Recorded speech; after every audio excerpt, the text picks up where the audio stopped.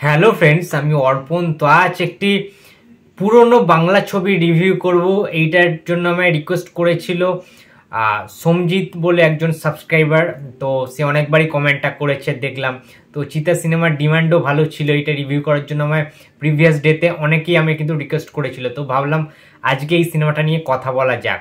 তো চিতা যে সিনেমাটা 2005 সালে রিলিজ করেছিল, সেই সিনেমাটার রিভিউ করব অ্যান্ড সেটার বাজেট এবং বক্স অফিস কালেকশন নিয়ে কিন্তু আজকে এই ভিডিওতে আমি কথা বলবো। তাই প্লিজ কেউ ভিডিওটা স্কিপ না করে প্রথম থেকে শেষ অবধি দেখতে থাকো বন্ধুরা। তো মিঠুন চক্রবর্তী এটা একটা নাম না, এটা একটা ব্র্যান্ড। এবং মিঠুন চক্রবর্তী কোনো অভিনেতা নন, তিনি একজন কিংবদন্তি, যার অভিনয় দক্ষতা নিয়ে কেউ কখনো প্রশ্ন চিহ্ন তুলতে পারেননি। একজন মহৎ অভিনেতা, শুধুমাত্র অভিনেতা নয়, ঠিক আছে, একজন লেজেন্ড, আমাদের ইন্ডিয়ান সিনেমার একজন গ্রেট লেজেন্ড বলা হয় মিঠুন চক্রবর্তীকে। এবং তাকে আমি বারবার যতবার দেখেছি ততবার অবাক হয়েছি। মানে বলে না যে হাঁ করে দেখতে হয় অভিনয়, মানে কোনো ভাষা খুঁজে পাই না যে কাটাছেড়া অনেকে করে না, যে ক্রিটিসাইজ করে বিভিন্ন অ্যাক্টিং নিয়ে, অ্যাক্টিং স্কিল নিয়ে।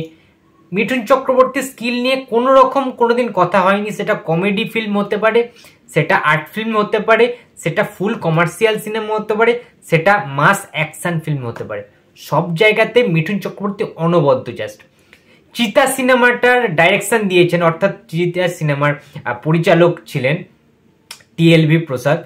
এবং এই সিনেমাটা চিতা সিনেমার ডায়লগ এবং স্ক্রিপ্ট লিখেছেন NK সলিল, তোমরা সবাই চেনো।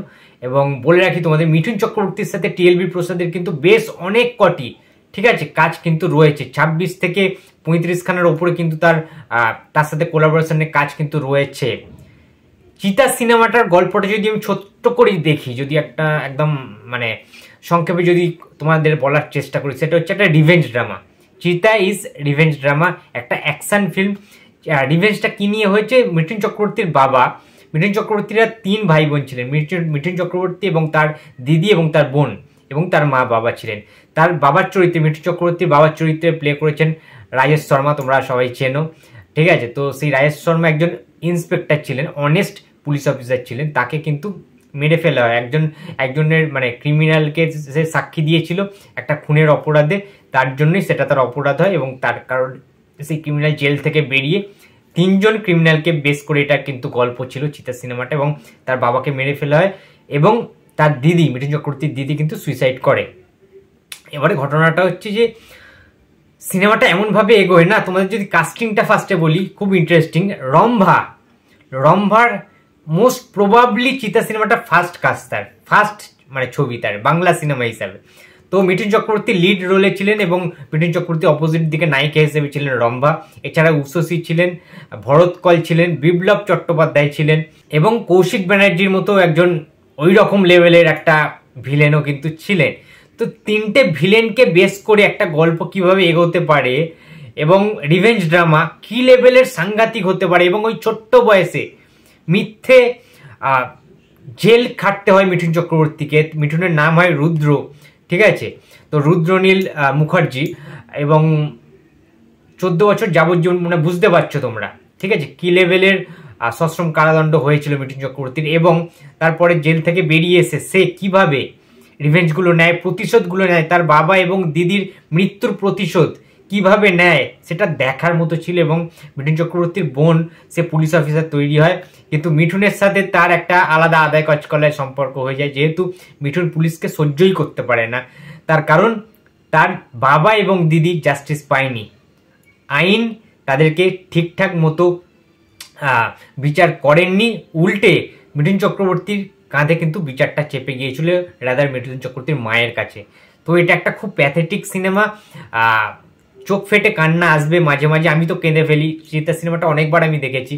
এবং ফার্স্টের দিকে এবং সিনেমাটার মাঝখানে একটা গান আছে, চিতা সিনেমার টাইটেল ট্র্যাক, দুর্ধর্ষ লেভেলের লিরিক্স।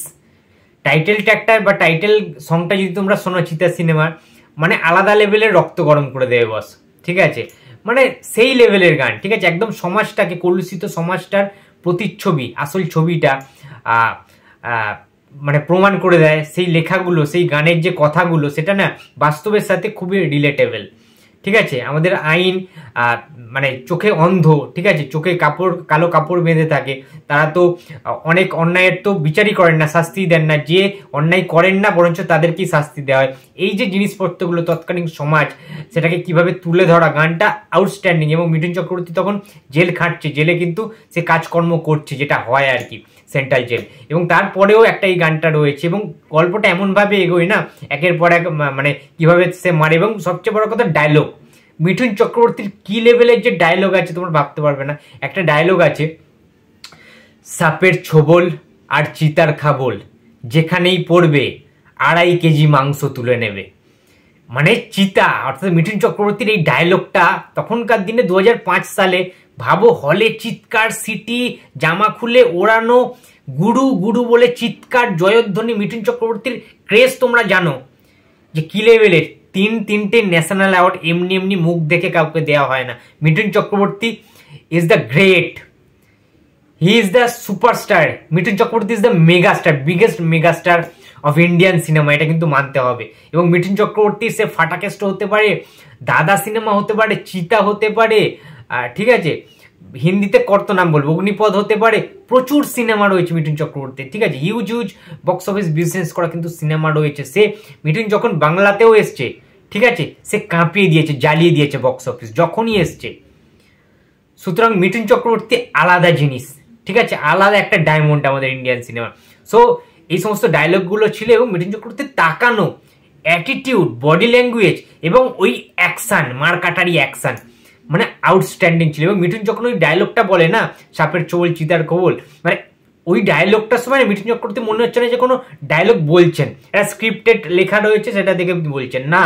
মিঠুন চক্রবর্তী যেন ডায়লগটা ভেতর থেকে বলছেন, মন থেকে, মানে যেন বাস্তবটাই তুলে ধরছে, মিঠুনের একদম মন থেকে আসছে কথাগুলো, মানে এটা স্ক্রিপ্টেড মনেই হচ্ছে না, অ্যাক্টিং মনে হচ্ছে না। মিঠুন চক্রবর্তী যে অভিনয় করছেন এই সিনেমায়, প্রত্যেকজন মিঠুন চক্রবর্তী সহ প্রত্যেকের অভিনয় অনবদ্য ছিল, অনবদ্য ছিল।